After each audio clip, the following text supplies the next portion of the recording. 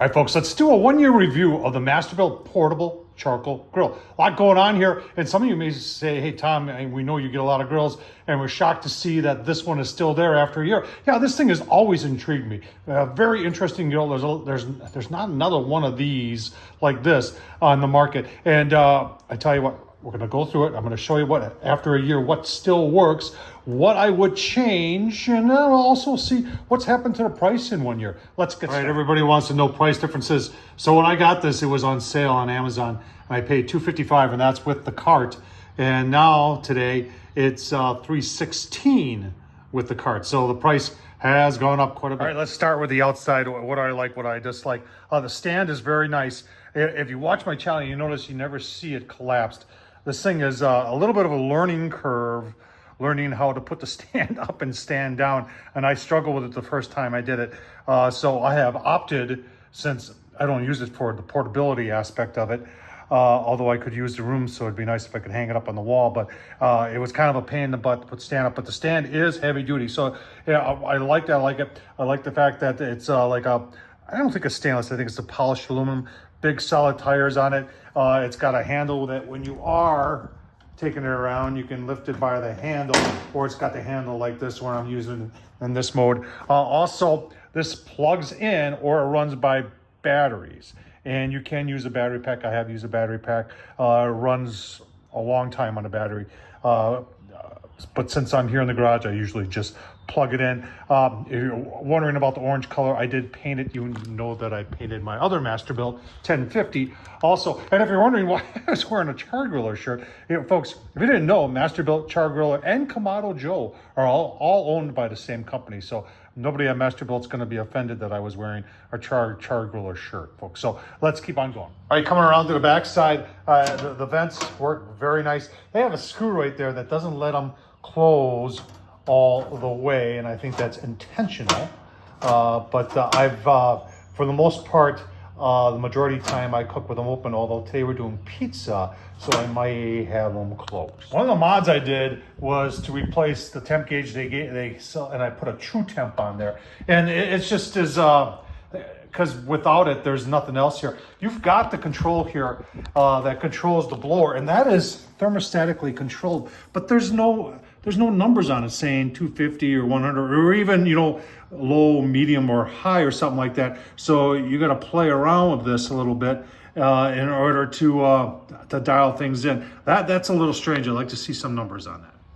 It does have a removable grease catch, and it goes in there nice so that when you're going around, you're not going to, it's not going to fall out on you.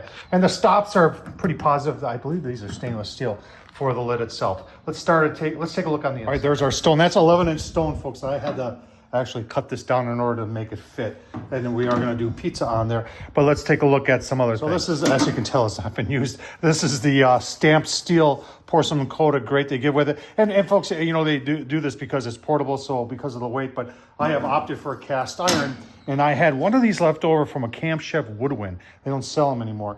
But all I had to do was cut it to length, and it fit in there really, really nice. And I'll tell you what, from a cast iron standpoint, that's one of the reasons I kept it.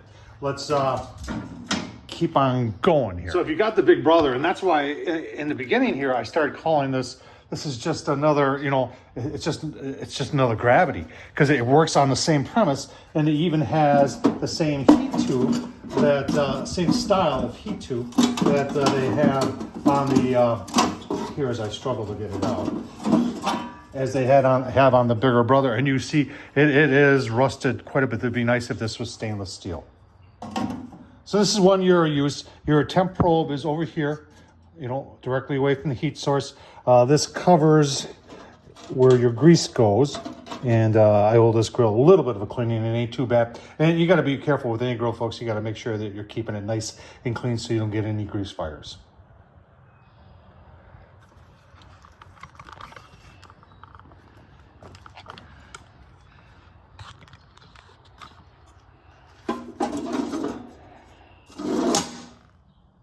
If you're wondering what I'm using for charcoal, hotter, longer cleaner, B&B, Orange Bag, Ace Hardware, folks. As you can see, I'm just using a torch, getting three of them going.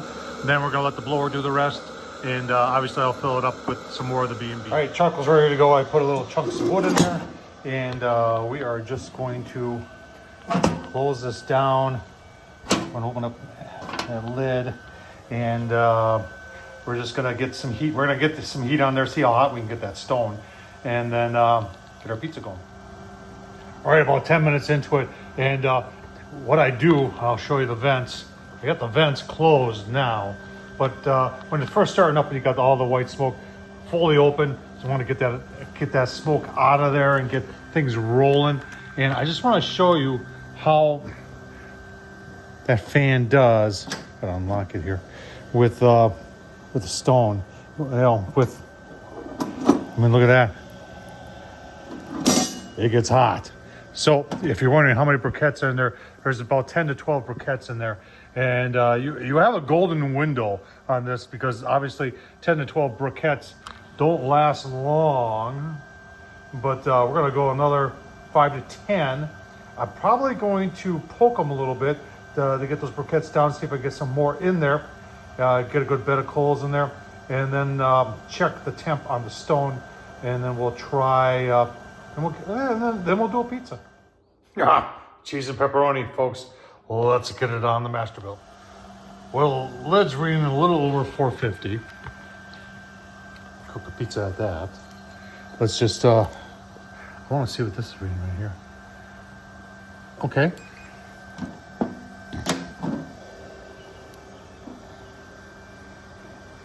Yeah, we're ready.